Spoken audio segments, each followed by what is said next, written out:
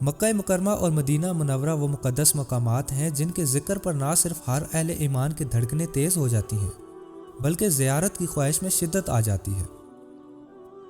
جہاں ایک طرف ہر سال لاکھوں لوگ اس مقدس فریضہ کی سر انجام دہی کرتے ہیں، وہیں بہت سے لوگ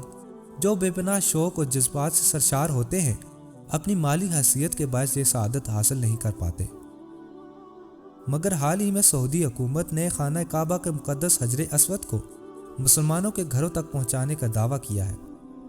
یعنی اب آپ گھر بیٹھے خانہ کعبہ کے مقدس پتھر حجر اسود کو بوسہ دے سکیں گے، اور عین ممکن ہے کہ مستقبل قریب میں اسی طرح کا اعلان ہو کہ اب آپ گھر بیٹھے حج و عمرہ کی سعادت بھی حاصل کر سکتے ہیں۔ اس مقصد کے لیے ایک خاص قسم کی ٹیکنالوجی استعمال کی جا رہی ہے جس کو VR یعنی ورچوئل ریالٹی کا نام دیا گیا ہے۔ یہ ٹیکنالوجی کیا ہے اور کیسے